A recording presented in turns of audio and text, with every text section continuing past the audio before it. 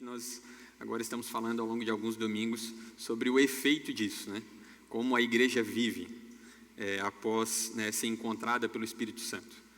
E o título dessa mensagem é As Marcas de uma Igreja que Abalou o Mundo.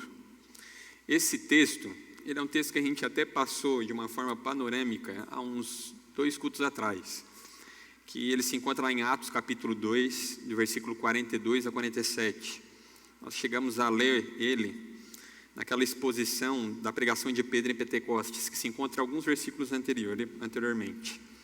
Mas hoje nós vamos falar especificadamente sobre esses versículos do 42 ao 47. Atos 2, 42 ao 47.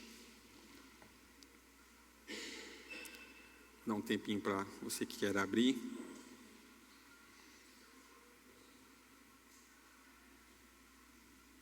Atos 2, 42 ao 47. Amém? Diz assim: E perseveravam na doutrina dos apóstolos e na comunhão, no partir do pão e nas orações. Em cada alma havia temor, e muitos prodígios e sinais eram feitos por meio dos apóstolos. Todos os que criam estavam juntos e tinham tudo em comum. Vendiam as suas propriedades e bens, distribuindo entre todos, à medida que alguém tinha necessidade. Diariamente perseveraram unânimes no templo. Partiam pão de casa em casa e tomavam suas refeições com alegria e singeleza de coração, louvando a Deus e contando com a simpatia de todo o povo. Enquanto isso, o Senhor lhes acrescentava dia a dia os que iam sendo salvos. Até aí. Vamos orar mais uma vez? Senhor, obrigado, Pai, pela Tua graça, pela Tua misericórdia que se renovaram mais uma manhã. Obrigado, Pai, por nos reunir como a Tua igreja e mais uma vez poder aprender mais de Ti. Esse é o nosso desejo, se tornar cada dia mais parecido com Cristo. E sabemos que o Teu meio de graça da palavra é aquele que nos molda, nos transforma e contribui para que a nossa vida seja semelhante à de Cristo. Então, por favor, fala aos nossos corações mais uma vez essa noite, nos ensina, nos encoraja, nos inspira por meio da Tua palavra, nos transforma, Pai. Esse é o nosso desejo, é a nossa oração e Te pedimos em nome de Jesus Cristo. Amém. Amém, irmãos? As marcas de uma igreja que abalou o mundo. Falamos naquela pregação sobre a pregação de Pedro em Pentecostes, né? Começa aquele mover do Espírito Santo, desciam ali línguas como a de fogo, um som como de um vento impetuoso, e existe aquele mover, o momento que o Espírito Santo desce sobre Jerusalém. Falamos que já era uma promessa que Cristo havia falado para eles, né? Permaneçam em Jerusalém, até que o meu Espírito desça sobre vocês. Eles permaneceram ali, fiéis por alguns dias, até aquele momento que nós lemos ali no capítulo 2, que é o momento de Pentecostes, né? Todo crente, né, que nasceu numa igreja pentecostal lembra dessa passagem aqui, aquele momento ali extraordinário do Espírito Santo inaugurando a igreja.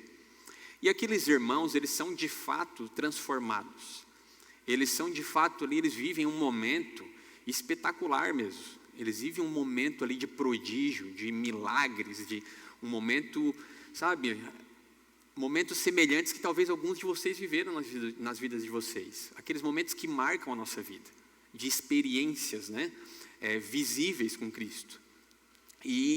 Mas aquilo ali não foi algo que se limitou apenas a um momento específico.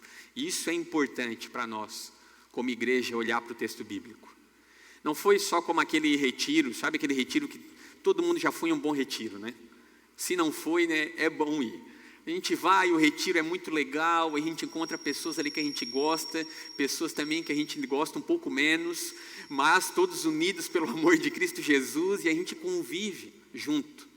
A gente convive com aquele irmão que ronca de noite, a gente convive com aquele irmão que ele deita e é igual uma pedra, tu não escuta nada, e em meio àquela convivência bonita, seja na comunhão do sono, seja na comunhão do partir do pão, seja no momento de culto, né, que a gente tem lá, no momento de palavra, de louvor, aquele momento da noite que o pessoal pensa, vamos fazer um louvor agora na parte da noite, né? Vamos fazer um charamanaias ali, sabe, aquela coisa boa, e vai lá, e aquele retiro maravilhoso. E chega na pregação de domingo de manhã, o pregador talvez ele não quer se dedicar a dar aquele balde de água fria. Mas geralmente as pregações daquele final de retiro é o quê, né? Irmãos, o que nós vamos fazer na segunda-feira, né? Irmãos, vamos clamar a Deus para que aquele momento não fique só na sexta à noite, no sábado pela manhã, no sábado à tarde, no sábado à noite. Vamos orar para que esses momentos gerem frutos. E é o que aconteceu naquela igreja de Pentecostes, naquela igreja ali de Atos capítulo 2. Aqueles homens, mulheres e até jovens encontraram ali um encontro genuíno com o Espírito Santo ao ponto de gerar frutos nas suas vidas. E Atos capítulo 2, 42 em diante, vai apontar para como essas pessoas viviam depois dali. Como essas pessoas passaram a viver na segunda-feira, depois daquele retiro que se converteram, depois daquele retiro que foi maravilhoso, que mudou as suas vidas. É sobre isso que se trata esses versículos. Vai apontar como essas pessoas buscaram viver suas vidas. E é lógico, nós vamos ver que muito disso é fruto do Espírito Santo. Não é apenas uma carga moral ali, não façam isso, não façam aquilo outro. Abdique disso, né? Adote essa nova prática. Não, é alguns frutos, uma prática que gera de fato ali o Espírito Santo, frutos na vida do dia a dia, mudança e transformação. Porque a primeira pergunta que vem à nossa mente é o que eles fizeram, né? Aquela igreja, ela mudou o mundo. Cremos hoje em Jesus Cristo porque pela graça de Deus, partindo da igreja lá que se converteu em Atos e por meio da pregação dos apóstolos, chegou o evangelho até nós hoje. É inegável dizer que aquela igreja não gerou um impacto na sociedade, no mundo daquele tempo. Nós vemos ali todo o mundo conhecido da época, aquela Ásia, ali, a Ásia sendo tomada pelo evangelho de Jesus Cristo. E o texto mesmo diz que muitos se impactavam pela mensagem não só verbal daqueles irmãos, mas pela forma como eles viviam. Chamava a atenção das pessoas o impacto daquela igreja, da sua devoção, o impacto da forma como eles viviam. E tudo isso é resultado de uma igreja que foi encontrada em Cristo Jesus. Nós estávamos cantando aquelas canções aqui antes, né? E eu não sei como você foi encontrado, né? Eu não sei se você talvez era aquele homem como Mateus, o publicano, estava trabalhando lá na sua banca, cobrando impostos, e passa um homem desconhecido, né? Jesus Cristo. E o texto diz que ele olha fixamente nos olhos de Mateus. E ele fala apenas algumas palavras: siga-me. E aquele homem, ele deixa tudo para trás. Ele deixa a banca no meio do dia. E aquela banca era um concurso, né? Que aquela pessoa tinha feito para aquele estado, para trabalhar para aquilo, e ele abandona tudo. E segue aquele homem. Que olhar, irmãos, que deveria ser o olhar de Jesus Cristo. Ao ponto de aprofundar até a alma de Mateus. O que faz uma pessoa abandonar tudo e seguir alguém que nunca tinha visto. Talvez você é como um Mateus, que foi encontrado assim, dando bobeira por aí, e a mensagem do Evangelho te alcançou e você pensou: eu vou seguir esse Jesus Cristo.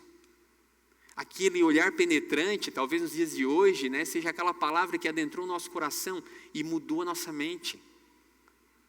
Ou talvez você era como aqueles discípulos no caminho de Emaús, ouviram falar de Jesus Cristo, talvez até ouviram, né, por relatos, mas estavam caminhando ali, de volta para casa, desesperançosos, ouviram falar da morte de Jesus Cristo, estavam voltando para casa ali desesperançosos, já acreditando que tudo tinha acabado, e com pressa, né, porque estava se anoitecendo e aquelas ruas eram perigosas.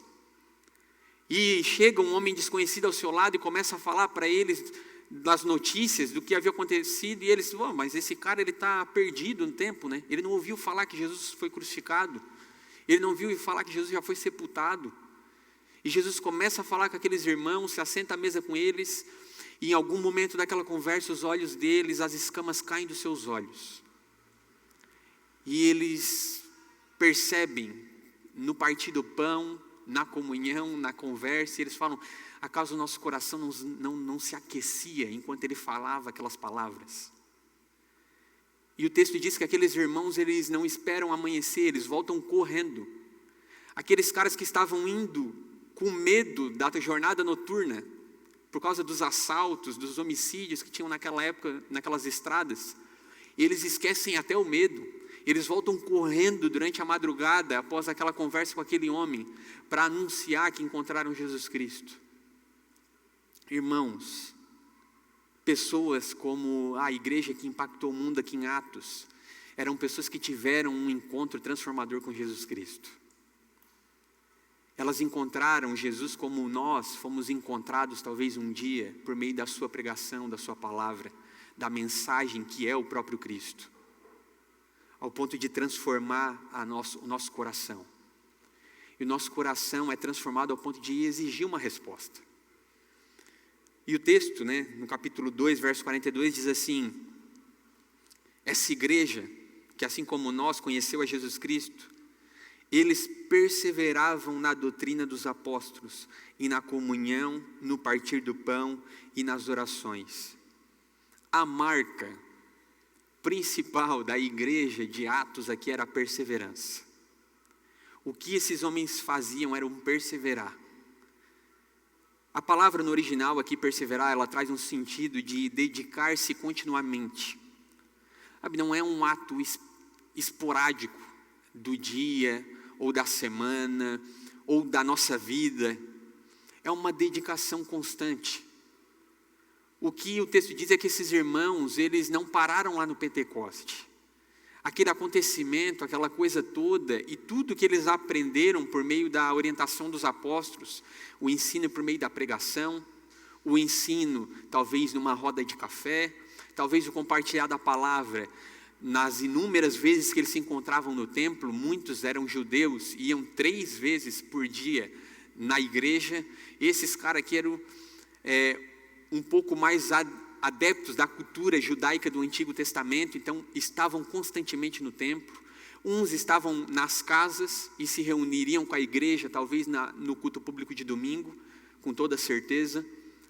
Mas eles em todo o tempo eles estavam perseverando, compartilhando de comunhão, compartilhando da palavra, compartilhando do partir do pão e das orações.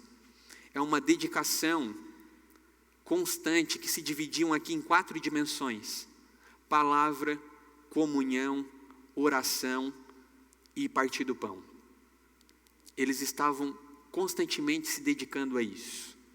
Nós vemos que não é apenas uma dedicação para estar ao culto aos domingos, Porque se dedicar a estar aos cultos dos domingos, irmãos, não deveria ser uma dedicação. Infelizmente, às vezes é para nós.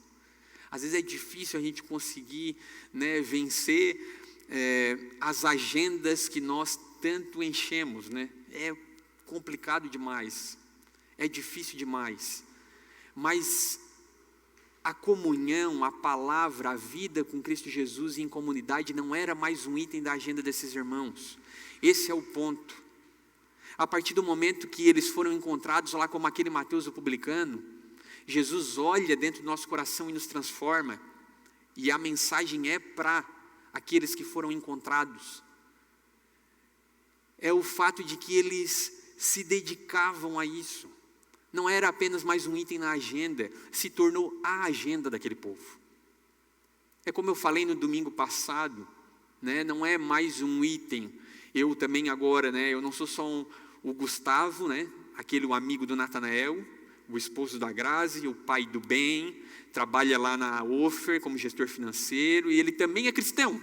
Olha que maravilhoso, Adiciono mais um item ali no meu currículo. Não é isso, irmãos. Cristão se tornou quem eu sou por inteiro. Se tornou quem esses homens e as mulheres eram. Mudou as suas vidas. Então a sua agenda, ela estava sujeita à vida de um cristão. E a vida de um cristão é congregar, é estar em comunidade. A vida de um cristão é perseverar e se dedicar à palavra do Senhor, porque é ela que nos sustenta. Você imagina, nós fomos chamados e estamos sendo transformados para nos tornar na semelhança de Cristo Jesus. É o que nós queremos ser. É o meu desejo e é o seu também. Nós queremos ser parecidos com Cristo. Às vezes a gente escuta aquelas histórias, né? Que tinha um cara que foi lá para o Nordeste, que foi lá para o interior da África. Ninguém sabe até hoje se essa história é verdade ou não, né? Uma hora o cara é do Nordeste, uma hora ele é indiano, outra hora ele é americano. E ele estava lá num lugar isolado e ele começa a viver naquela comunidade. E o cara começa a ajudar as pessoas a isso, ajudou a construir uma casa, e o cara fazia isso. O cara tinha todas as profissões, né? Era pedreiro, padeiro, mas cada história ele tinha uma profissão.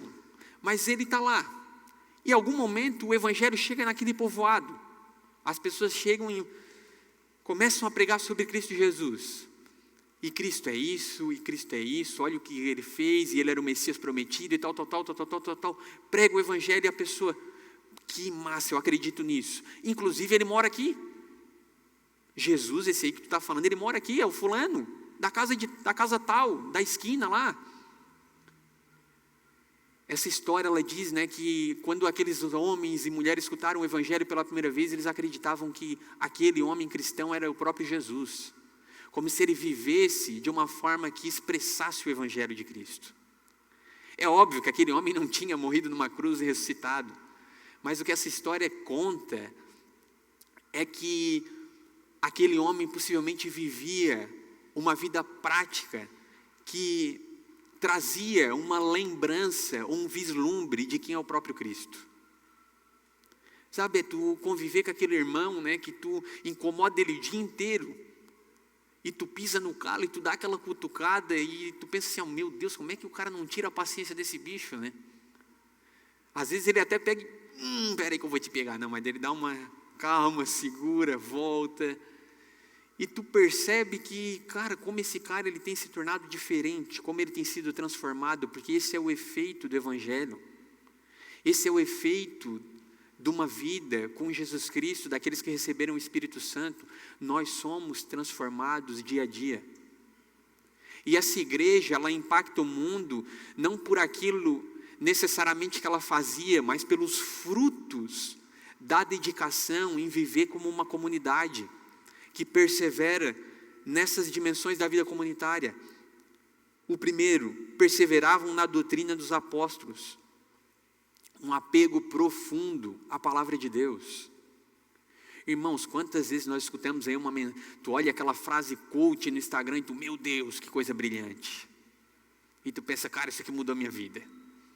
Tantas filosofias baratas, tantas ideologias por aí afora.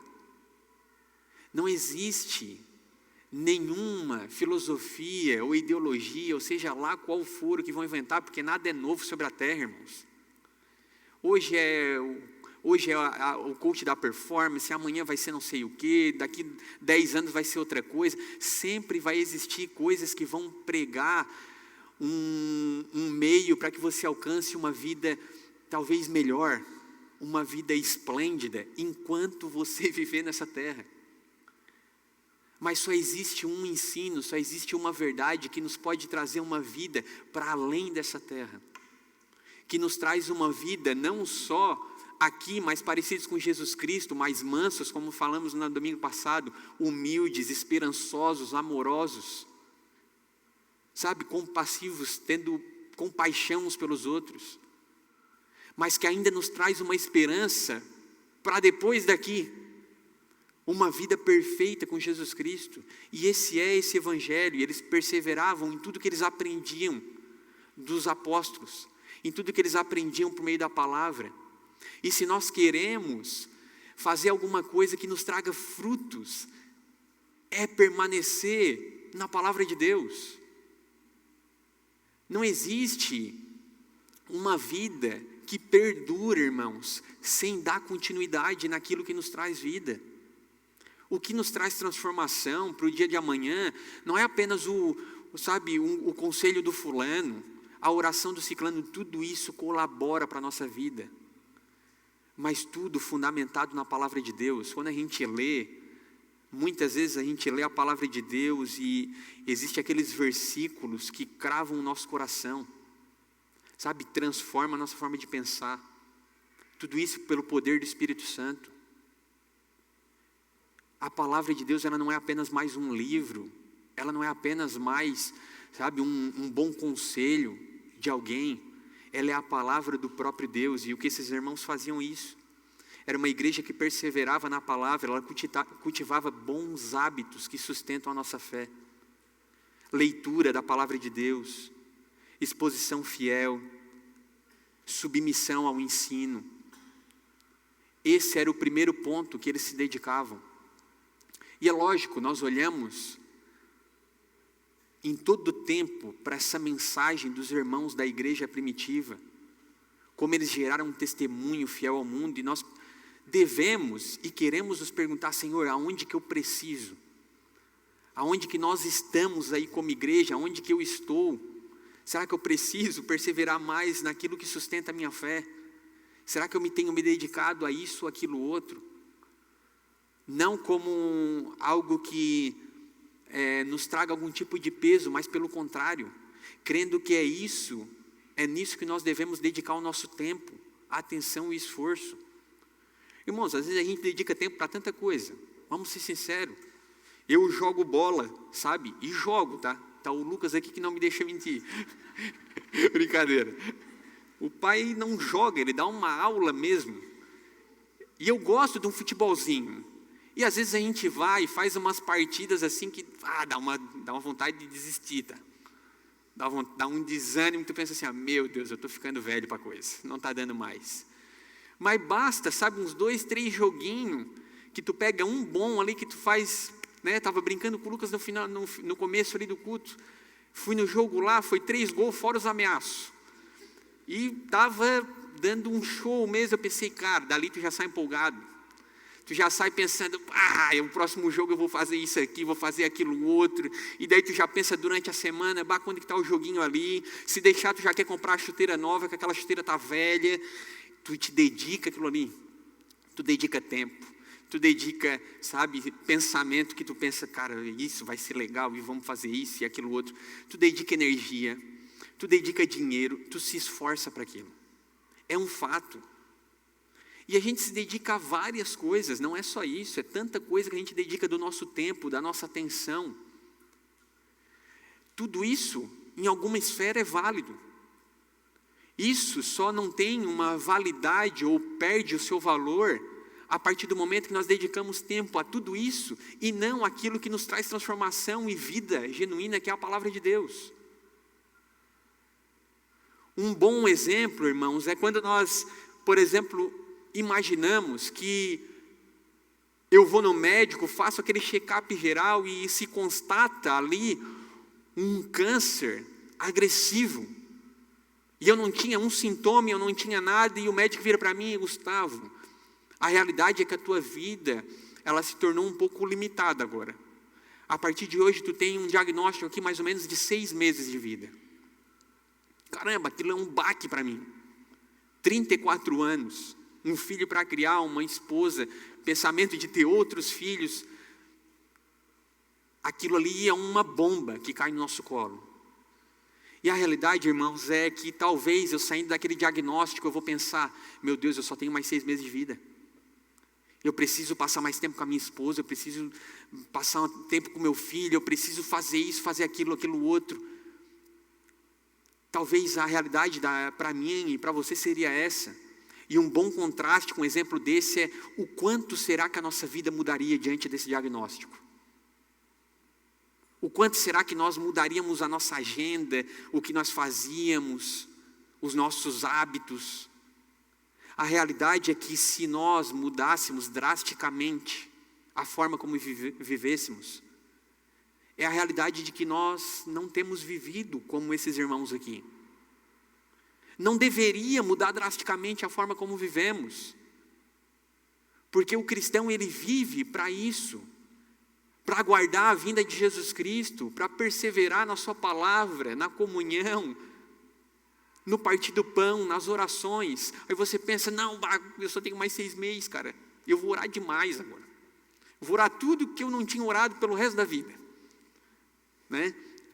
O primeiro dia ali a gente arranca orando, né, pela cura, né? Sem dúvida. E não tem nada de errado nisso.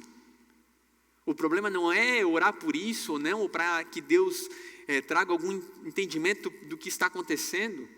O errado é que antes eu não orava nada, e agora por causa de um diagnóstico eu estou orando todo dia.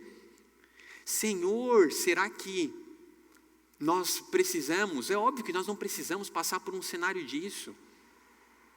Nós precisamos focar a nossa atenção e o nosso tempo naquilo que nos traz frutos. A realidade, irmãos, é que o meu futebolzinho ali eu gosto muito, mas eu ainda pago para jogar. É uma tristeza que só. Não traz um benefício, eu chego tudo quebrado. Ele traz uma mera alegria de alguns momentos. Enquanto, irmãos, um contraste com a palavra de Deus é aquilo que nos traz vida de verdade. É aquilo que nos faz não só enxergar a vida de uma forma diferente, ela nos dá um novo olho. É como se arrancasse o nosso próprio olho e nos desse um novo olho. Nós passamos a ver as pessoas de uma forma diferente, a ver o mundo de uma forma diferente, a nos relacionar de uma forma diferente, a sermos uma pessoa diferente. Por isso cultive e se dedique continuamente a hábitos de ler a palavra de Deus, de trazer à memória a palavra de Deus e se submeter à palavra de Deus. A palavra de Deus não é apenas um bom conselho, ela é a palavra que nos instrui como deveremos viver. Não é pegar apenas um texto, não, isso aqui é muito legal, vou aplicar. Não, esse aqui eu não gostei muito, isso aqui eu vou deixar para a semana que vem. Nos instrui como deveremos viver. Então, a primeira característica, eles perseveravam na doutrina dos apóstolos. A segunda, eles perseveravam na comunhão. Irmãos, comunhão dessa igreja aqui é viver vida junto.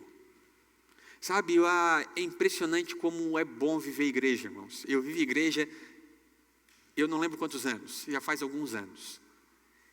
E a igreja, o corpo de Cristo, é o único lugar no mundo onde nós encontramos pessoas que vivem pelo mesmo propósito, pela mesma missão, que amam a mesma pessoa e se dedicam a viver uma vida juntos, como nós falamos, né, no domingo passado, preservar a união que nós já recebemos, mesmo em meio às diferenças. Tu é amado não por aquilo que tu pode dar ou pelo que tu tem, diferente, né, das circunstâncias que vivemos em outros momentos. E talvez esse foi um dos principais choques. No primeiro momento que eu me encontro na família de Cristo, eu pensei, como, né, pessoas podem te amar, mesmo diante das tuas falhas e defeitos, sem ter algum tipo de interesse, sem ter algo que tu possa proporcionar, sem ter algo que eles possam se utilizar para o seu bem.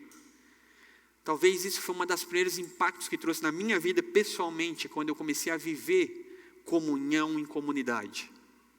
Eu pensava, essa gente não me conhece, por que essa gente se importa comigo? Eu não tenho nada para oferecer. Na época que eu estava meio chumbado, tá? Era uma época não muito boa da vida. E eu pensava, onde estavam os meus amigos nessa hora, né? A realidade é que todo mundo já tinha sumido, né?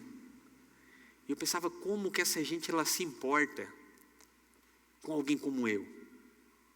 Eu não sou, sabe, aquele cristão que, sabe, toca uma guitarra, só chegar já vou entrar no louvor, tenho muito a contribuir, né? Aquele cara maduro que vou chegar aqui. Não, eu era apenas uma pessoa que não tinha nada a oferecer. E aquilo me constrangeu em alguma medida, aquilo me trouxe um desejo de conhecer o que havia acontecido com aquelas pessoas para elas viverem daquela forma. O que leva uma pessoa a amar um estranho assim, de convidar para sua casa, né, sem saber quem eu sou, de abrir a sua casa para receber, às vezes ali, a gente para comer, para tomar um café junto, para participar de uma reunião, né? Tinha reuniões na época que hoje são o que talvez nós chamamos de pequenos grupos. E isso me impactou. E isso era uma marca que aquela igreja da minha conversão tinha, que era uma marca de todas as igrejas ao longo dos tempos. Porque a igreja, irmãos, não é essas paredes, não é só a Viva, é o ajuntamento dos cristãos, juntos aí por todo mundo, pelo mundo afora. É esses irmãos que se reúnem aqui. Eles se dedicavam constantemente à palavra, mas eles se dedicavam também nessa comunhão, de estar junto dos irmãos, sabe, de se preocupar, de partilhar, de se importar. Essa era uma dedicação contínua. E eles faziam isso também perseverando no partir do pão, naquela ceia que nós temos todos os meses, compartilhando da ceia do Senhor juntos, celebrando a ressurreição de Jesus Cristo, orando e clamando: Hosana, Senhor, vem, Senhor, ora vem, nós te esperamos, nós te aguardamos. Mas partilhavam do pão, da comunhão e da palavra também no dia a dia, nas suas casas, sabe, de vez em quando eu acabo encontrando alguns, né? Para quem não sabe, o meu point é lá na Wagner do Presidente Vargas. Eu tenho um convênio lá com os irmãos lá. E de vez em quando eu estou por lá e encontro algum crente também, né? Estou lá, daqui a pouco, fulano, tá dois lá conversando lá. Como que foram parar ali? Só Deus sabe. Sabe, a gente vê crente por aí, passando tempo junto, conversando. O que aqueles irmãos estavam fazendo? Vivendo a vida em comunidade, dedicando-se a isso. Seja por meio de um pequeno grupo, irmãos, seja por meio de um dia tu convidar alguém para jantar. A vida em comunidade é isso, é viver além de um culto de domingo, é se preocupar com um irmão ao ponto de orar por ele durante a semana, é ser amigo ao ponto de convidar aquele irmão que ele é ruinzinho de bola para jogar contigo naquela quarta-feira. É orar uns pelos outros, é ensinar uns aos outros, é viver uma vida junto. É a isso que esses irmãos se dedicavam, e eles perseveravam também nas orações. Então eles se dedicavam na palavra, na comunhão, no partir do pão e nas orações, orando juntos em momentos em comunidade, como nós temos aquele do sábado aqui de ontem. Eles dedicavam a orar juntos, eles se dedicavam a orar juntos em dias da semana, sabe, igual aquele irmão: meu irmão, no que a gente pode estar orando semana? Vamos estar orando por isso, vamos dedicar um tempo a orar juntos sobre isso, sobre essa dificuldade que tu tem enfrentado, que tem tirado a tua paz, ou sobre aquela nova oportunidade de emprego que apareceu, para que Deus te direcione com sabedoria, para ver se lá vai ser bom para ti, se tu vai conseguir, né, viver algo legal naquele local.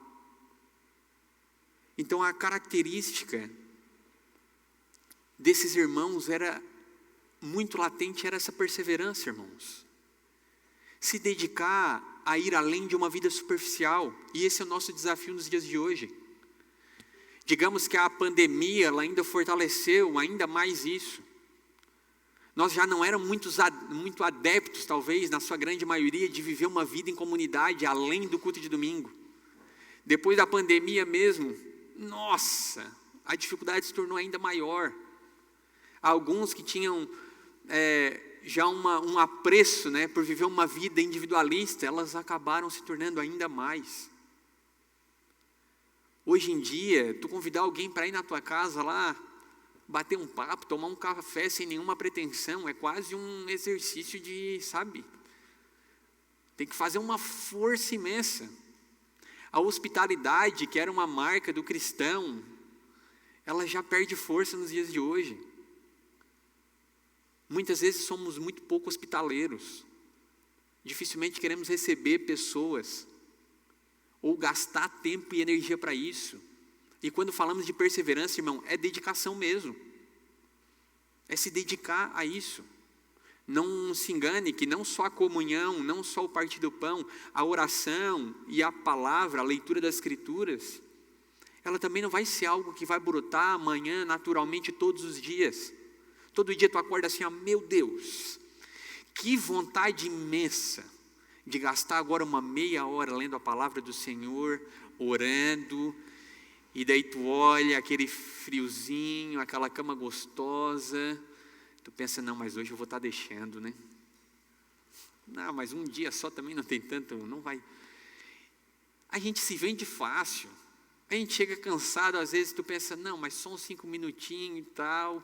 Não, muito cansado. O dia foi puxado. A gente se vende fácil, irmãos.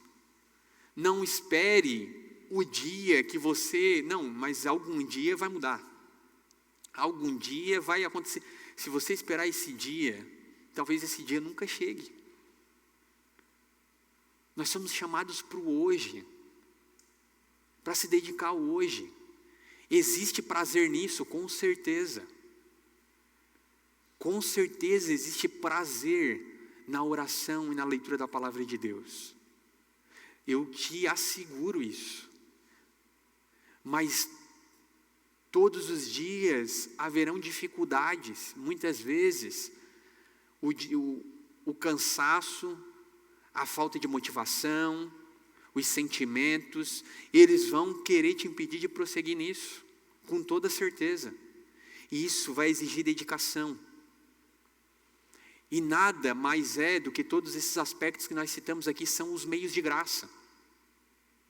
Palavra, comunhão, oração, os sacramentos, a ceia, tudo isso são os meios de graça que o próprio Deus nos deu.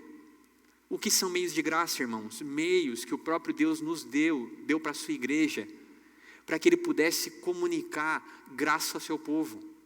Ele sustenta a nossa fé, Ele nos enche do seu Espírito, Ele muda quem somos.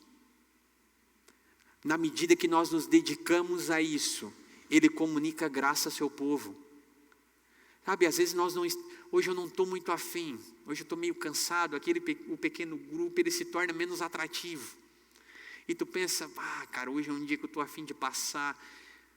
Não é que o pequeno grupo em si, a ferramenta, ele tem algum poder mágico naquilo. Não, ele proporciona algo que o próprio Deus estabeleceu como um meio de graça para a sua igreja. A comunhão dos santos. Passar aquele tempo junto ali, irmãos, não tem uma mágica naquilo. Mas existe sim um Deus que está derramando graça ali de uma forma que nós não vemos muitas vezes. E você compartilha da palavra, e você escuta um encorajamento de um irmão, e você troca uma ideia, e é por meio desses momentos que nós somos edificados.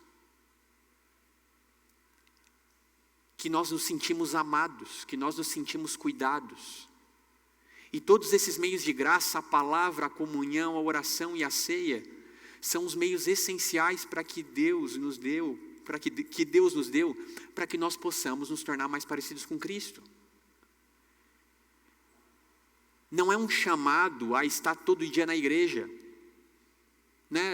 Daí a partir do momento, né, que nós antes, quando alguns se converteram lá, 1900, lá vai pedrada, que você acreditava que você precisava fazer tudo aquilo para ser salvo, nós nos dedicávamos com um esforço imenso, irmãos.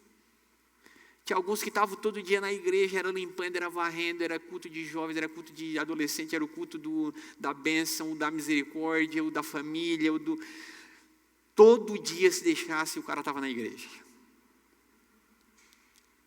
Né? A gente é abençoado ali, e daí quando tu viu uma oportunidade, tu ia, pastor, ora por mim rapidinho aí, que a tua oração ela tem mais poder. Né? E aí, irmãos, a oração do pastor ela não tem mais poder. Ela é uma oração comum como a de vocês. Nós só devemos clamar a Deus para que Ele nos ensine a orar. Muitas vezes talvez nós só pedimos mal. Mas nós estávamos ali direto, todo dia.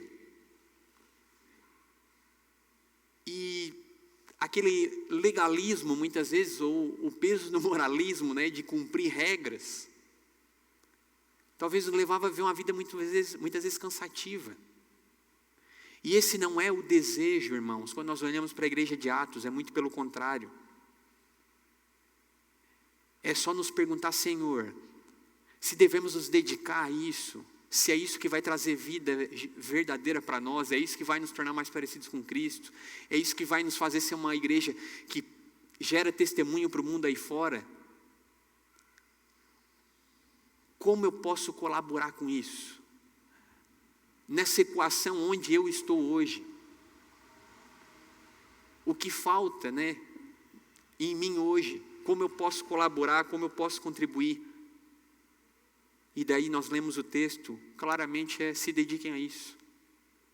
Não existe uma fórmula mágica, não existe, sabe, uma estratégia, não existe uma campanha que a gente faça, não existe nada, além de se dedicar à palavra, comunhão, oração e partir do pão. E talvez alguns de nós vão achar, não, mas isso é muito simples. Mas precisa de algo mais. Precisa ter alguma estratégia. Precisa ter mais um meio. Não, é simples, irmãos. A realidade daquela igreja que impactou o mundo era muito simples. Se nós formos botar na ponta do lápis, eles se dedicavam a viver só como cristãos. E não que nós não nos dedicamos a isso. Nós nos dedicamos com certeza. O que nós precisamos fazer é só continuar a nos dedicar a isso mais e mais. E crer que quem vai produzir esse desejo em nós dia após dia é o próprio Espírito Santo. Orar uns pelos outros. Senhor, por favor, ajuda-nos. Ajuda-nos a viver como igreja. Ajuda-nos a perseverar na Tua palavra, na comunhão, no partir do pão, nas orações. Sustenta a vida do fulano, sustenta a vida do ciclano, para que nós possamos, por meio de Deus, impactar de fato o meio que nós estamos inseridos, como ele diz em Atos capítulo 42, 43, 45. O resultado dessa dedicação era: em cada alma havia temor, e muitos prodígios e sinais eram feitos por meio dos apóstolos. Todos os que criam estavam juntos e tinham tudo em comum. Vendiam as suas propriedades e bens, distribuindo o produto entre todos, à medida em que alguém tinha necessidade. A dedicação deles nesses meios de graça foi o que gerou essa vida de uma generosidade voluntária. Irmãos que se compadeciam uns dos outros. Um evangelho que se tornou prático, irmãos. Eles eram generosos. Sabe, eles se preocupavam uns com os outros, eles eram até num nível até, assim, muitas vezes difícil de compreender para nós. Tem que ser algo promovido pelo Espírito Santo para levar pessoas a ver assim.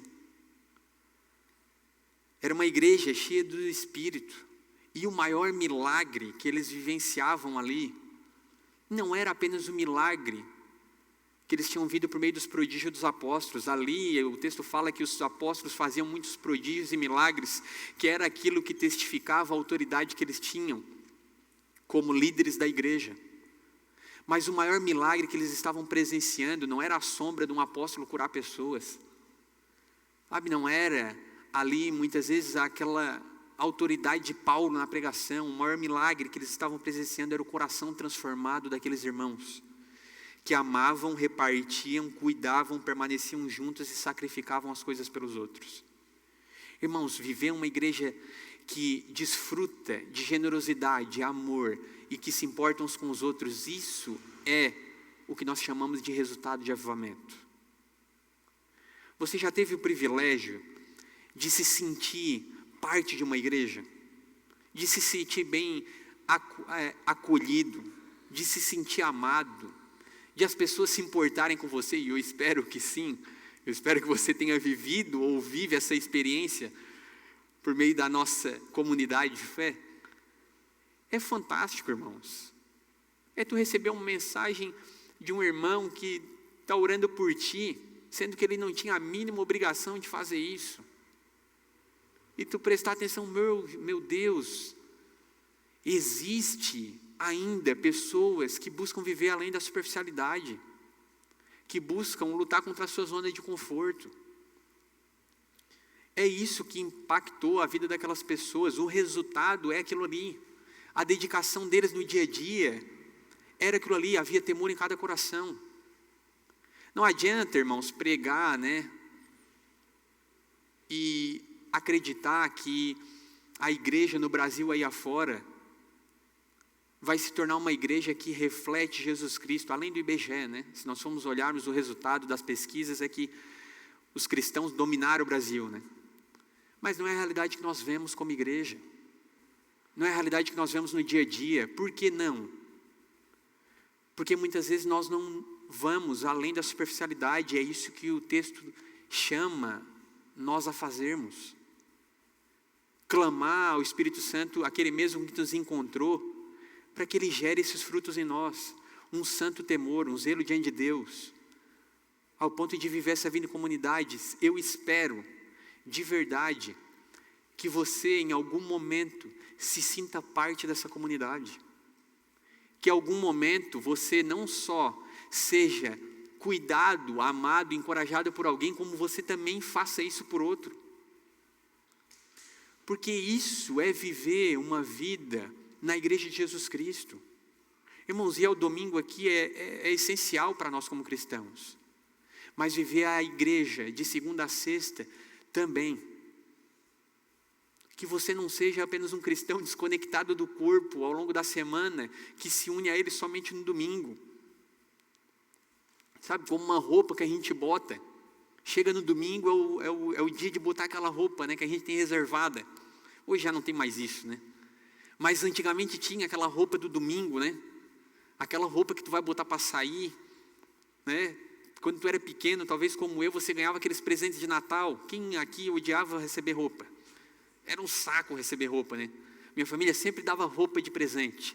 E tu queria ganhar uma bicicleta, tu queria ganhar um carrinho. E daí tu recebia aquela roupa para ir, né? Não, essa roupa aqui a mãe separava, é a tua roupa de sair. E tu tinha aquela roupa de ir no domingo na igreja. Eu já ia no domingo na igreja com a mãe, né? Filho de crente, crentinho não era, mas ia todo domingo. E tinha aquela roupa especial do domingo. Assim como aquela roupa de no domingo, a vida cristã não deve ser, irmão, só ir ao domingo, mas deve ser uma vida em comunidade na segunda. Se oportunize viver isso. Porque o resultado é o que nós lemos nos versículos seguintes. Aquela igreja ali, diariamente, elas perseveravam unânimes no templo. Eles perseveravam juntos de mesa em mesa, partindo o pão, nas casas, sabe, se importando com os outros, de forma prática. O que eles faziam era viver em comunidade a tal ponto, que não era apenas mais só... Ai, Senhor, eu vou ter que agora me esforçar para chamar o JP. Não, cara, eu estava com saudade já do Jota. Cara, vem um dia aqui em casa. Estou com saudade de conversar contigo. Pô, estou com saudade de passar um dia junto. Né? Igual os irmãos estavam lá vendo a final lá da Libertadores hoje à tarde. Para a tristeza de 95% e a alegria só do Marquinhos. O Flamengo foi campeão. Hoje todo mundo era palmeirense. Até eu vesti o verde. Mas o mal venceu, né? Como sempre. Irmãos, é ter prazer nisso. De estar lá junto com os irmãos e ficar feliz também, porque o Marquinhos estava feliz. Eu não estava lá, mas estava torcendo muito para dar errado. Mas esses momentos, isso não é obrigação, isso é o ponto. De se dedicar à palavra de Deus para que ela transforme o nosso coração, ao ponto de evangelho prático ser algo orgânico, genuíno, verdadeiro. Lógico, precisa marcar para estar lá, né? Não dá assim para simplesmente, apareceu na casa do Marquinhos lá. Ele vai mandar embora. Ele vai dizer, ô pastor, o que está falando aqui? A agenda do homem é apertada, tem que marcar. Mas é querer estar junto, é fazer parte disso. É querer ser encorajado e encorajar. Irmãos, isso é igreja. Isso é igreja, é caminhar com pessoas que de fato amam a Jesus Cristo ao ponto de te amar. Ao ponto de se importar com você. Ao ponto de se for preciso, né? Pô, esse irmão está passando necessidade, que era o que esses homens faziam. Tinha aquele terreninho lá no Camacho, né? Sem escritura. A escritura é a conta de luz. Valia 5 pila. Eles vendiam aquele terreninho e botavam 5 pila ali na vida daquele irmão. Os caras eram generosos demais. Era uma coisa louca. Não era comunismo, né? Não era nada disso. Ninguém era obrigado a vender sua casa para fazer isso. Não era uma campanha, né? Todo mundo jogando a chave aqui na frente agora. Eu não ia achar ruim, né? Mas não era isso. Era uma generosidade espontânea que partiu do Evangelho. É saber que se Deus muitas vezes nos dá mais do que precisamos, por que não ajudar às vezes quem tem menos? Às vezes nós temos dificuldade, né, de receber, mas aquele irmão às vezes quer pagar um café para ti, não, hoje deixa que é comigo. Ele está feliz, cara, ele recebeu um aumento, a coisa está indo, o trabalho está legal, está bacana, ele pensou, hoje eu vou pagar um café aqui para o Jota, hoje eu que pago. Aí chega, não, que isso, irmão, que isso, a gente tem a dificuldade de receber generosidade. Mas você vai ter a oportunidade de ser generoso com o outro também. Aguarde esse momento. Mas é viver assim como igreja. É esse aspecto do evangelho prático. E é assim, irmãos, que nós desejamos viver. Ela não é apenas atos esporádicos, ela é um estilo de vida mesmo. Era assim que esses irmãos impactaram o mundo na época, eles adotaram um estilo de vida. As amizades não eram pautadas na afinidade apenas, eram pautadas no que os une. Esse cara é meu irmão em Cristo. Isso é o suficiente para que possamos caminhar junto. Era uma vida no dia a dia. E é isso que nós buscamos para que possamos refletir aquilo ali. Eles faziam tudo com alegria, singeleza de coração, louvando a Deus. A sua vida era um louvor a Deus. E o texto diz que Deus ia acrescentando pessoas na medida que elas iam sendo salvas àquela comunidade de fé. E muitos se admiravam com a vida daqueles irmãos. Era uma igreja que ela não era isolada do mundo, mas ela também não era confundida com ele. Ela é inserida em todos os lugares. Eles eram diferentes. Essa é a realidade. É as pessoas olhando para nós e, sabe, esses caras, eles se relacionam de uma forma diferente. É como eu disse, eu olhando para aqueles irmãos no início da minha conversão. Esses caras, eles são diferentes. Por que eles se importam? Por que eles amam? Por que eles dedicam do seu tempo? Aqueles caras eram malucos, tá? Eu me lembro que eu fui a primeira vez numa quarta, no final de semana, eu passei o final de semana na casa dos caras lá em Itapirubá. Pensei, esses caras são loucos. E eles nem sabem se eu sou um maluco, se eu sou um, né? Podia ser qualquer um, né? Pela cara era maluco, né?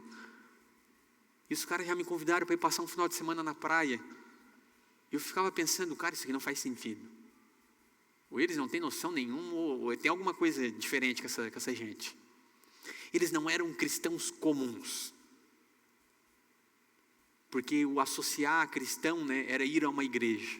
Mas eu percebi que eles faziam algo além do que ir apenas a uma igreja. Eles se comportavam como pessoas que faziam parte daquela igreja. Eles viviam como pessoas que faziam parte de uma igreja. E aquilo com certeza trouxe frutos, né? Para aquelas pessoas que foram alcançadas por aqueles irmãos, assim como eu. Assim como era a igreja primitiva. E que o Senhor nos dê graça, irmãos, para viver dessa maneira. Essa é a nossa oração, esse é o nosso desejo. Sabe, a nossa oração e o nosso desejo não é que você esteja aqui de segunda a segunda.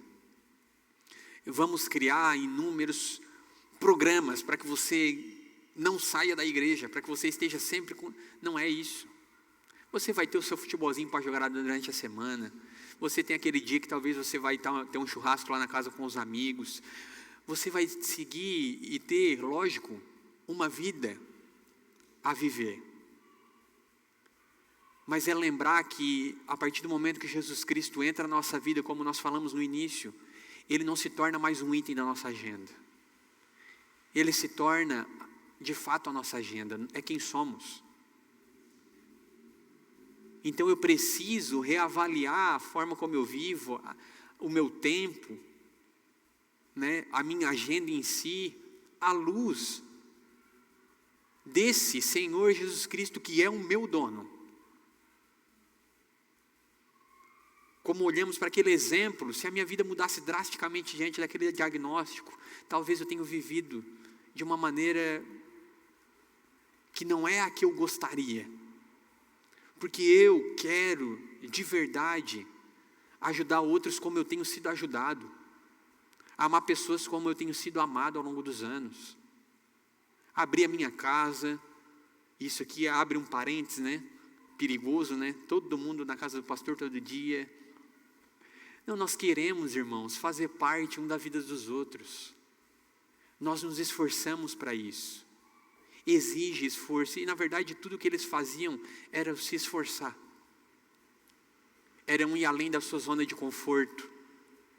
Era abrir mão, talvez, de jogar 6 futebols na semana, para talvez um deles estar com um irmão, passando aquele tempo em casa, tomando um café, na padaria lá da Wagner, fazendo um churrasquinho com a rapaziada, compartilhando da palavra, fazendo um momento de louvor muitas vezes, jogando uma conversa fora, conhecendo mais da vida daquele irmão.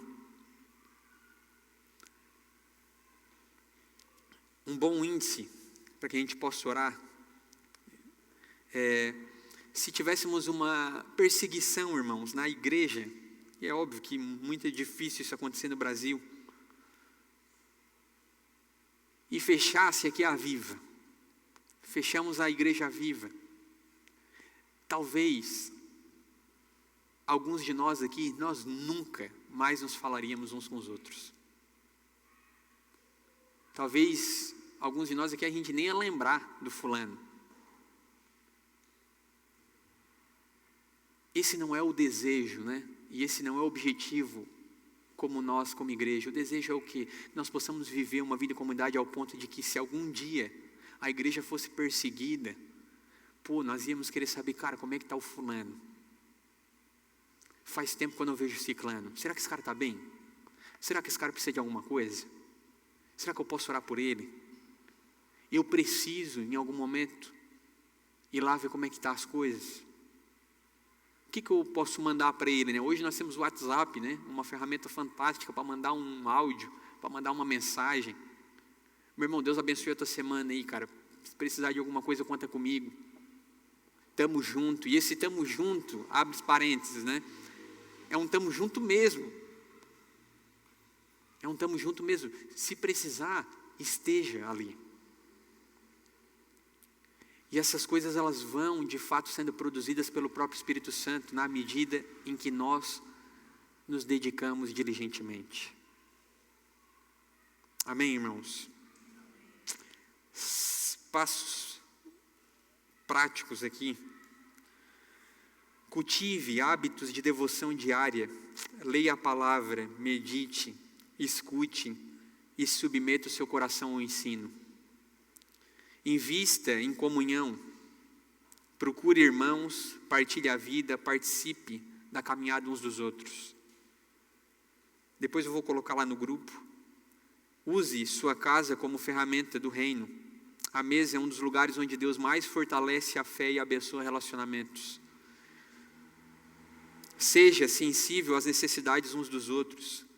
Caminhe atento, disposto a suprir e a estender a mão. Amar de uma forma generosa. Mantenha um coração alegre e simples. Gratidão e sinceridade são testemunhos visíveis de Cristo. Adore a Deus em todo lugar. Confie que Deus salva. Faça a sua parte com fidelidade. Deixe que o Senhor acrescente aqueles que Ele chama.